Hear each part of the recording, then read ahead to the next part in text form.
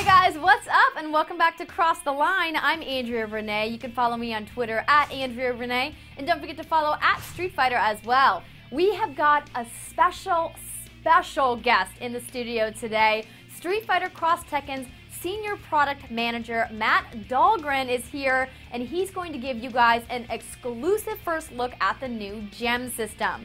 We know that you guys have questions and you've been itching for more details about the gems, and we've got your first look later on in the show.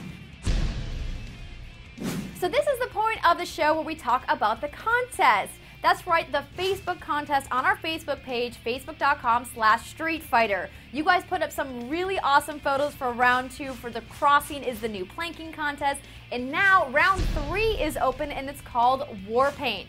We need you guys to use your computer's paint program and draw some of the most awesome knockouts you can using at least one Street Fighter character and one Tekken character. They can be anywhere, doing anything, as long as your team is delivering a severe smackdown to the other guys. Keep it clean, you guys. We don't want to have to censor anything, but do be as creative as possible. Submissions end on Christmas night, and voting starts immediately after, so you still have some time to get your creative juices flowing. If you want all of the details, head on over to facebook.com/StreetFighter. Last week, we started doing giveaways right here on Cross the Line, so now it's time for me to give a big congratulations to the Squee Man for winning last episode's giveaway with this comment. He said, "I'd be Warang and I would punch everyone who can't say my name correctly in the face. I mean, with my feet, because I'm not really known for my amazing punches." That's definitely true, and people do say it wrong. I probably even just said it wrong. We've got some more of those exclusive Street Fighter X Tekken Bobble Buds to give away. All you guys have to do is subscribe and leave a comment answering this new question. Which character are you still hoping to make the final Street Fighter X Tekken roster, and why? I know you guys have lots of thoughts about this, so I'm looking forward to reading them in the comments. The winner will be chosen at random, and we're also going to start doing giveaways on our Twitter page, so make sure you're following at Street Fighter for your chance to win. Earlier on, I told you guys we're giving you an exclusive first look at the gem system, and now it's that time. So let's head to the studio with Matt Dahlgren from Capcom to see what this gem system is all about.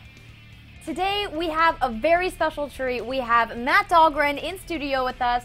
He's the Senior Product Manager at Capcom, and he's here to give you guys an exclusive look at the new gem system for Street Fighter X Tekken. Thanks for coming by today, Matt. Thank you for having me. I know everyone's very excited to get a look at the gem system, but before we get to that, you have been doing fighting games for a really long time. That is true. I've been playing fighting games now for about 15 years. Been a very big, avid fan. Back in the day, I was an active part of the Tekken community back when Tekken Tag and Tekken 4 were in their heyday. I also did a lot of tournament organizing for Super Smash Bros. Melee back when that scene was just starting to find its legs. And I managed to land a job at Capcom, which is pretty much my dream job. I think any fighting game fan would love to work for Capcom. That is true. It's very nice to be able to work on product that you legitimately care about, and Capcom is the place to be. So I'm very excited to be here to show you guys the gem system today. And I know the fans and the players are definitely excited to get a first look at it as well. So before we get into specifics, give us just like an overview of what the gem system is. Okay, so the gem system is an innovative new feature that we're pushing for fighting games, and it allows for a higher level of customization than people have ever been able to experience before in a fighting game. Now what's cool about this is it's a good way for casual players to kind of improve on their weaknesses, but it's also a system that can be used by hardcore players to take their game to the next level. And the way to do that is between the balance between assist gems and boost gems. So what we're going to be showing you here today is all of the gems that come standard with Street Fighter X Tekken. Now there are ways to get additional gems. We have announced pre-order incentives. We're going to be putting all that information up on Capcom Unity today, and we're basically unveiling the actual details of each of these gems. So definitely check out the post, go look at them in detail, and you can use that to kind of inform your decision on where you want to pre-order. And you guys can also get extra gems by getting the special edition of Street Fighter X Tekken. That is true. So the special edition has all of our pre-order incentives all in one. So the game comes standard with 57 gems. If you get the special edition, there are 45 additional ones on top of that, only a $10 increase, so that's a lot of DLC content right there. No, that's fantastic. Yeah. So let's get into some specifics. I mean, people have lots of questions about the gems. What's the main difference between boost and assist gems? Okay, so to start things off, 57 gems come standard, right? There's going to be 5 assist gems and 42 or 52 boost gems. Now, what assist gems do are, those are ways for you to kind of improve on various weaknesses that you may have. So I'm going to actually show you the menu screen here. So the first 2 that are up is easy input and super easy input. Basically, these make your special moves a little bit easier to execute. So in super easy input mode, it only takes a single direction and a button press to be able to execute a move. So if you just press forward and punch or back and kick with Kazuya, you can execute these with the greatest of ease. And what that allows you to do, or it allows new players to be able to focus more on trying to set up the specific attacks rather than having to manipulate the actual control scheme to begin with.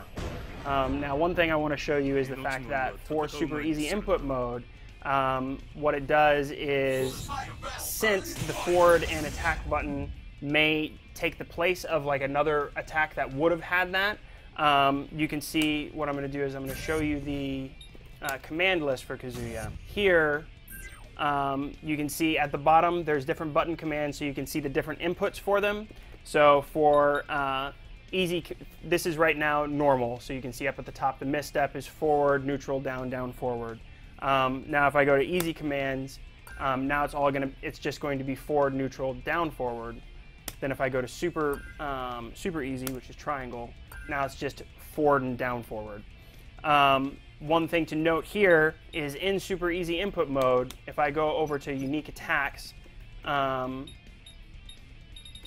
you can see down here there's a whole bunch of attacks which are listed as cannot be used. And that means that those are attacks that start now with something that's going to activate an actual special move instead of one of these normal moves.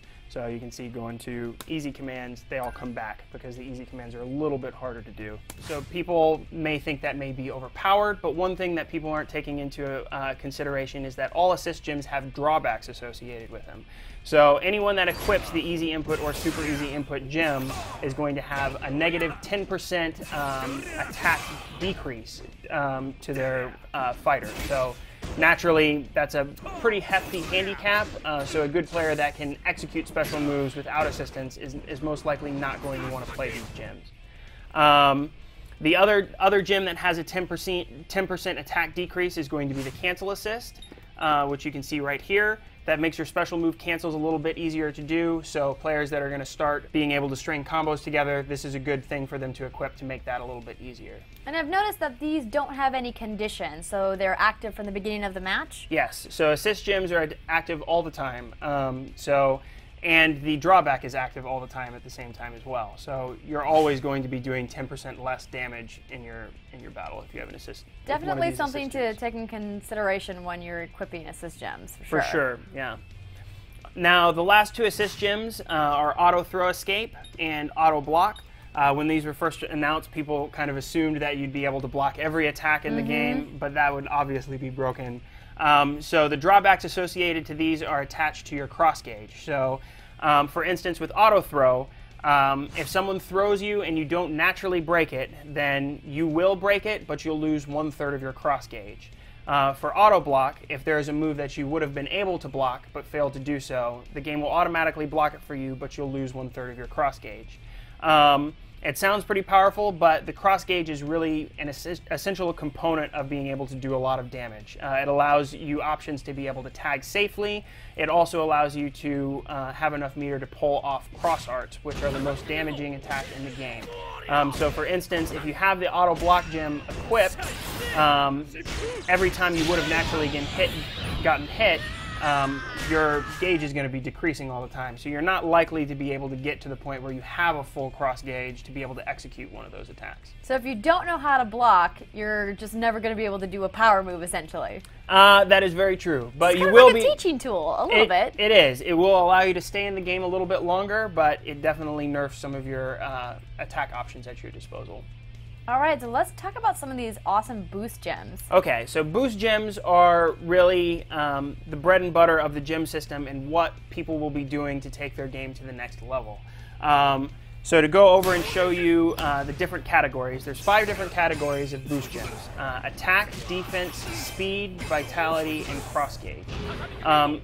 Each of the different boost gems give you a slight increase in any one of those categories, and the distinguishing factor between each of the gems are their activation conditions. So let's look at the list. So right now we're looking at attack gems right here. The first activation condition is going to be connect with 5 normal moves. So if you want your gem boost to happen very early in the match, this is going to happen after you hit your first or second combo. You're going to get your attack increase. Now other ones block 5 times. So for instance, if I'm defensive naturally, what this allows me to do is to kind of spring this on my opponent once I block 5 different attacks. Now if you want your gems to activate a little bit later in the match, you can have some of the activation conditions which are a little bit harder to achieve. So connect 3 special moves. It may take you longer to connect 3 special moves than it does to like block 5 attacks. So that's likely to activate a little bit later in the match. So there's a lot of tailoring to how you play involved with the gem system. Definitely. And the cool thing about it is you can really mix and match different gems to create a strategy that really fits your gameplay style. So that talks about the different categories. We are releasing all of these details online, so you can look through and kind of see the different activation conditions, which are really what distinguishes the gems from each other.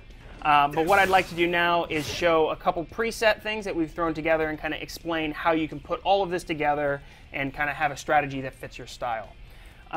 So I'm going to talk about a strategy that players could use if they're just starting in the game, right? So right here I have Kazuya, and I have him set up with a gem loadout that's going to be suited very well for beginning players, right? So in slot number 1, I have super easy input mode. So this is going to nerf his overall damage that he can do, but it's going to allow the player to focus more on the timing associated as to when to do a special move, when not to do a special move, and to focus more on the tactics involved in the match. Now, to neutralize the fact that he naturally has a 10% decrease in health, I've equipped the Immense Power level 1 gem. So after my opponent blocks 4 of my attacks, this is going to kick in and give me a 10% damage increase, and that's going to neutralize things, so it would be like I didn't have the assist gem to begin with. Then, since I'm a new player, I want to have more time playing the game, so I've equipped a level 2 Iron Wall, which is a defense gem. So once I get hit by 8 normal moves, this is going to kick in. It's going to give me a 20% damage reduction, and it's going to give my damage output nerfed by about 10%. So this is going to keep me in the match a little bit longer, but also it's going to be much harder for me to KO my opponent. So basically, when you start flashing yellow, you better pull out all the special moves you have or you're about to die. Yeah, okay. In this case, that is true. So that's a gem loadout that works well for beginners. Let's go for a different strategy. So on Ryu, I have a different loadout. So what I've done is I've stacked both my speed gem and my cross gauge gem, both to have the same activation condition, which is connect with 3 special moves.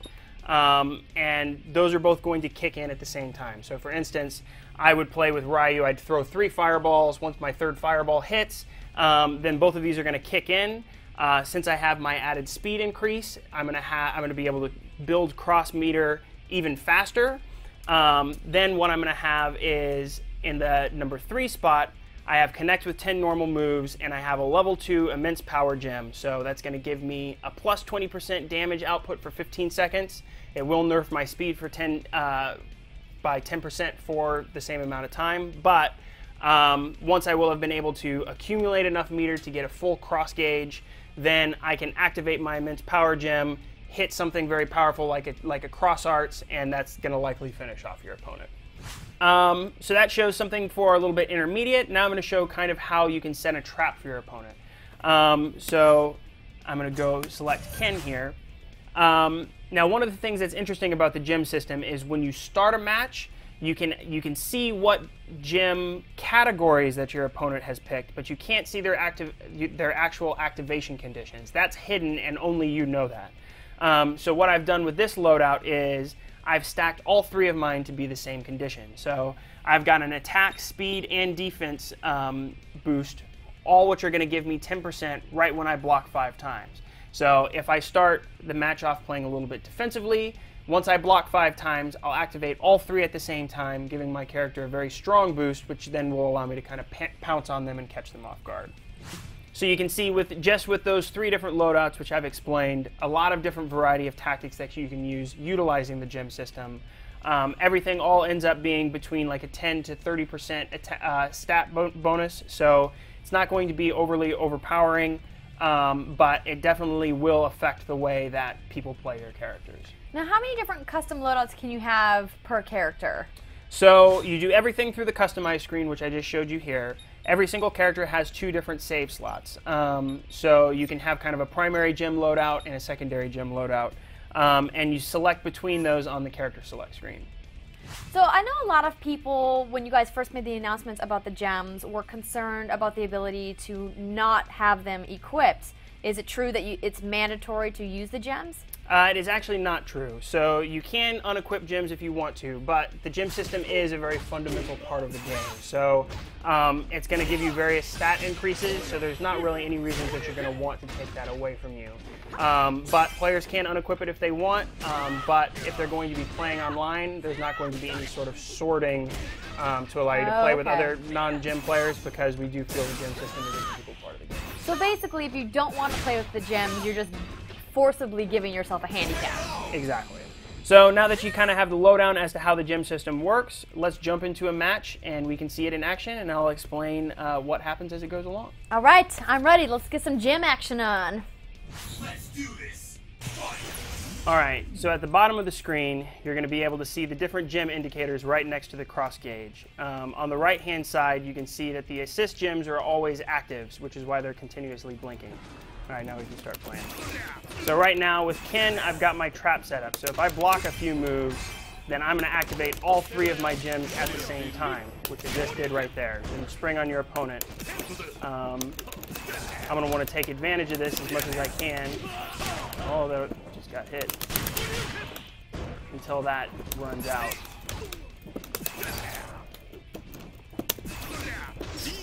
So now you can see my gems have now run out.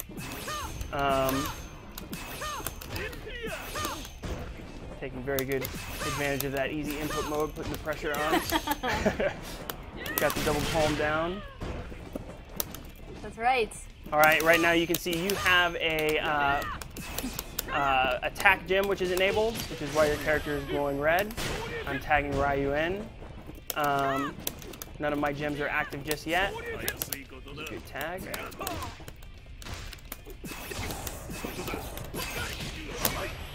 Oh, no! Kazuya now, on the right-hand side, has his defense gem enabled, so you should be taking a little bit less damage. Oh, dang it. That was a good one, though. I'm getting distracted by the T-Rex in the background. I know.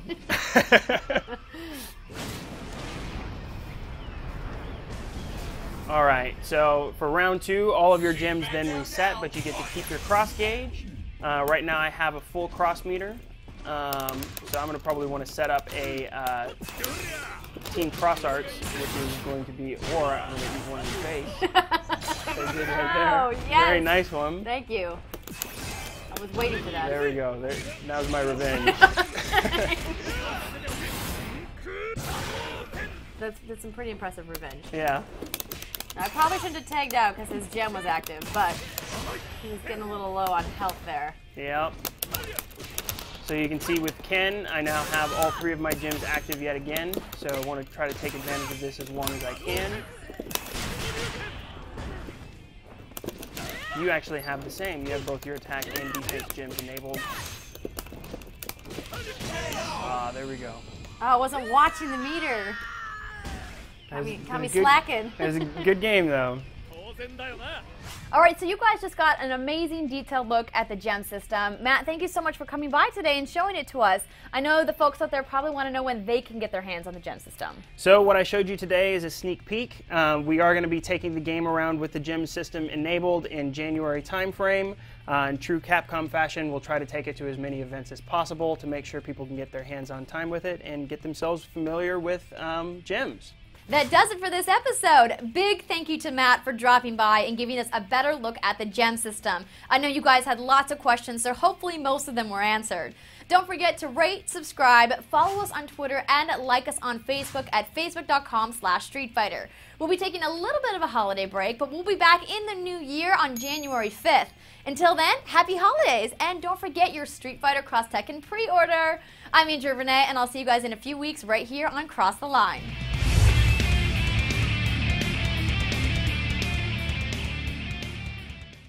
Hadouken!